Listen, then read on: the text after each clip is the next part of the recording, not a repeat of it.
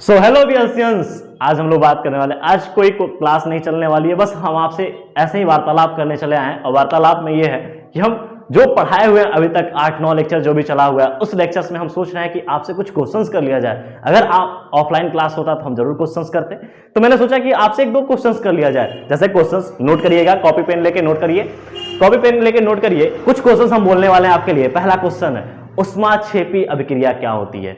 जैसे हम टेस्ट देते हैं, आप यहाँ पे आते हो तो टेस्ट आपसे लेते हैं हम, तो उसी प्रकार ऐसे ही आप कॉपी पेन लेके बैठ जाएंगे। कुछ क्वेश्चंस हम बोल रहे हैं, उन क्वेश्चंस को लिखिए और बिना देखे, नोट से बिना देखे उन क्वेश्चंस को सॉल्व करना है। तो पहला हमने बोला, पहला आप लिखिए उष्माक्षेपी अभिक्रिया क्या है।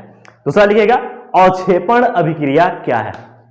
तीसरा लिखिएगा कि वियोजन अभिक्रिया क्या है। चौथा लिखिएगा रेडॉक्स अभिक्रिया क्या है।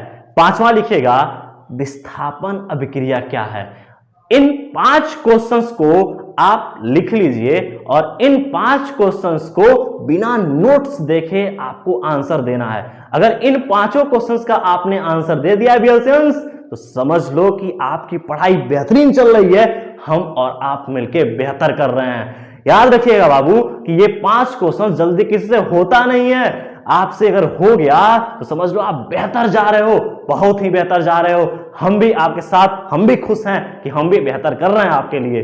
तो हम दोनों को हमने आपको क्वेश्चंस दिया है, आपको क्या करना है कि इन 5 क्वेश्चंस को एक एक करके लिख लेना है और 5 क्वेश्चंस का आंसर बिना किसी से पूछे, मुझसे तो पूछना नहीं, मैं बताता ही नहीं हूं, तो मेरे से पूछना ही नहीं। अब ऑनलाइन जो मेरे क्लासेस पढ़े हैं उनसे भी मत पूछना, क्योंकि उस पर भी आनंद सर क्या बोलेंगे कि आज लेक्चर नहीं चलेगा।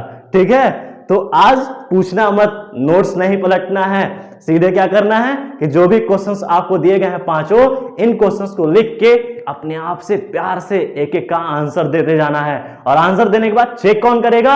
हमारा बच्चा बियर्सियंस का टीचर बन के चेक करेगा। उस कॉपी को खुद चेक करोगे, नोट्स से मिला के चेक करो कि क्या आपने जो लिखा है क्या उसमें नोट्स जैसी बातें लिखी हुई हैं। एग्जैक्ट नहीं हो कोई मतलब नहीं है, एग्जैक्ट नहीं होना चाहिए तब भी कोई दिक्कत नहीं है, परंतु उस तरीके की बात वही होनी चाहिए। जैसे मैंने कहा कि कोई बात मैंने बोला एग्जैक्ट, वो तो हूबहू हो नहीं सकता।